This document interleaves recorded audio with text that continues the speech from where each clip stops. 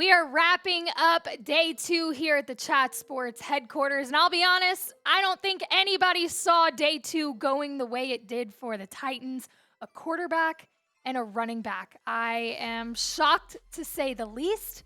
But without further ado, let's break it down. I released a video earlier today about my reaction to the Will Levis grab, right? He gets passed up in round 1. And then the Titans decide they are going to trade up for a quarterback on day 2. They move up to 33 and they grab Will Levis. They lost a 2024 third rounder for this guy. And if you want to see my full reaction, full-blown emotion, raw reaction, you can go check out that video. But I'll be a little bit calmer and we'll play both sides of the field here on why he might be a good decision. Okay, his scouting report here. This is the prototypical quarterback. He's got the nice frame. He's strong. He's mobile. This is the guy who looks like he could be an incredible franchise quarterback. He did have a toe injury this past season that kept him out for 2 games. Surgery is up in the air after the season. Still kind of playing that by ear. I know there were questions about whether that would hinder him from taking part in rookie training camp and everything else. He said no, he's good to go. But this is what I want to touch on. He struggles with accuracy, consistency, and decision-making, which for a guy who you are looking to take over your franchise, right? Ryan Tannehill is done after this year, if not before. Maybe you just ride it out and see how Will Levis does this year. I doubt it, but Ryan Tannehill is out after this year. It's Will Levis who is going to be the guy in 2024. You don't necessarily want to be questioning whether he can be an accurate quarterback, consistent. He makes silly mistakes. His 2022 statistics here, 2,400 yards, 19 touchdowns, 10 interceptions. It's like when he's under pressure, he kind of forgets how to be a quarterback, okay? And for me personally, that's a little bit of a red flag. Now, I hear you guys out, and I will touch more on why I'm concerned after I read this quote here. Dan Brugler from The Athletic said, Levis needs more reps to continue developing his read efficiency and ball placement, but he has an NFL starter skill set with his impressive physical tools, size, arm, athleticism, and exceptional competitive toughness.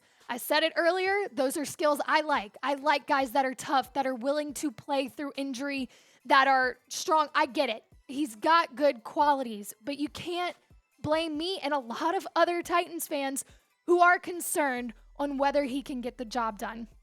I heard you guys out. That reaction video popped, and a lot of you understood where I was coming from. A lot of you didn't, and you told me to chill out.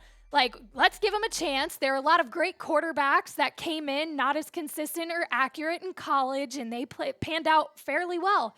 Yes, that can happen with Will Levis. I'm not knocking the kid. I'm not a quarterback. I've never thrown a football in a game, okay? I get that. But when you lay everything out on the table, you have to take the film for what it is. He lacks consistency, accuracy, and decision-making. That is a fact. Take it, move on with it. Maybe he will develop under Ryan Tannehill this year. It is a good thing that he's got a vet ahead of him so that he can learn, he can adjust, get used to being in the NFL. But I'm not sold, and I don't completely understand the pick. Grade the pick. I gave it a C earlier. That was being a little bit nice, if I'm being honest. I don't agree with the quarterback move. I think we settled. I think it was a stretch. After they said, we're not going to stretch, they did, okay? C.J. Stroud was their guy. I think they should have waited. I give it a C. Let me know what you give it down in the comment section. Feel free to elaborate. As always, I like reading y'all's comments. The next guy that I want to talk about kind of took me by surprise when the Titans made this decision. You had Will Levis, which rocked my world, and then they grabbed a running back. And don't get me wrong, Tyjae Spears, I'm a fan. Born and raised in New Orleans. Tulane is right by my house. He is a very good running back. Did we pick a running back before a receiver? Sure did. Also, add this to the chaos that is Tennessee right now. Is Derrick Henry being traded? Now, we knocked these rumors out, and we said no. Ran Carthon said no, it's not happening. But you can't help but wonder, you just drafted a running back before you drafted a receiver. What the heck is going on in Tennessee? There are holes on this roster that were not addressed today. I will go back to this after I tell you to subscribe to the channel. I told you guys earlier, we are in a competition with Texans today. We're trying to get the channel bigger than theirs. We're bigger, but they're picking up more subs than we are, and I won't stand for it. Will Scott's going to brag. I don't want to hear his voice in the office. I just don't want to deal with it. So hit the sub button. As we told you, we are going to have you updated throughout the draft on all of the Titans moves they make during the draft, whether we like them or not. We will make sure that you are informed on them. Hit the sub button. Let's grow the channel. Going back to Tyjae Spears. This is a good running back. He's explosive. He makes big plays. He's tough for his size.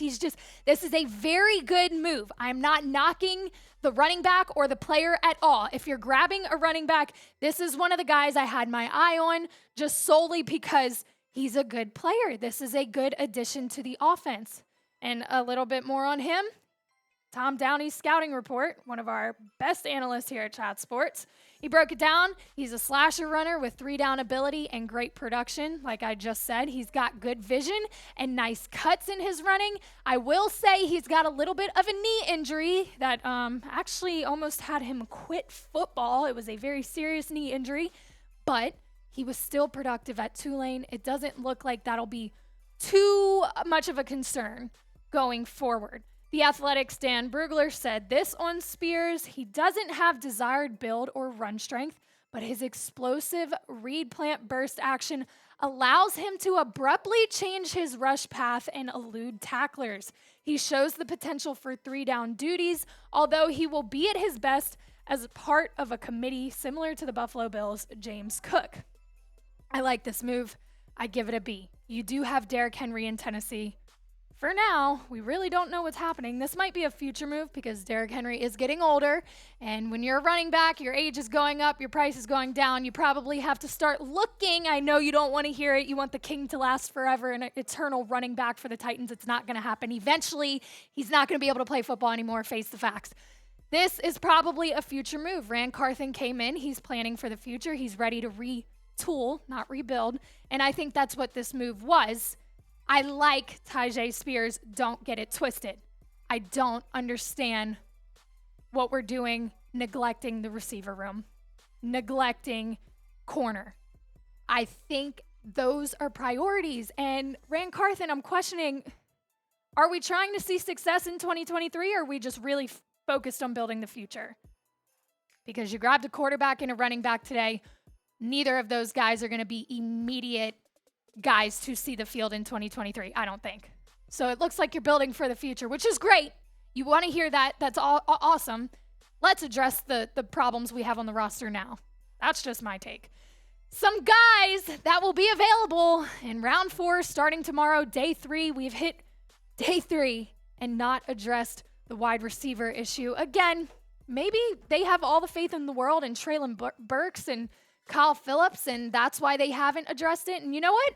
Maybe they pop off, they have a great year, and then everyone looks at us like, why were y'all even doubting the fact that Treylon Burks, whatever, I get it. Maybe they have the faith. I still would like to look at some of these guys. You've got Tyler Scott, A.T. Perry, who has been linked to the Titans during the offseason, Parker Washington, Charlie Jones, Xavier Hutchinson, Trey Palmer, Elijah Higgins, Keyshawn Boutte. These are good receivers to add to a depleted wide receiver room. You would have liked to see Jackson Smith and Jigba or a guy of that caliber. Zay Flowers, Jordan Addison, Quentin Johnston. Day 1 guys, okay, fine. We want to wait till day 2, but we didn't do anything on day 2 with the receivers. I'm questioning things, and I know I told you guys to trust Ran Carthon. I'm not telling you not to, but we're in murky waters here, and it feels like the blind are kind of leading the blind. So we have a whole nother day. 4 more rounds, 4, 5, 6, and 7. Ooh, I couldn't count for a second. It's late. Give me a break. It should be interesting. Make sure you subscribe. We will be back tomorrow. But before we get out of here, I do want to know, who do you guys want the Titans to draft next? I think I've made it clear. I want a receiver. That's just what it is. Maybe you want a corner. Maybe you want some more help on the O-line. D-line, I don't know at this point. Everybody wants something different. Nobody can get on the same page. Doesn't seem that way in the front office either. Let me know down in the comment section. Like I said, one more day of the NFL draft, and we will be covering the undrafted free agent signings on Sunday. So make sure you subscribe. As always, we appreciate y'all for watching. We will see y'all soon. Tighten up.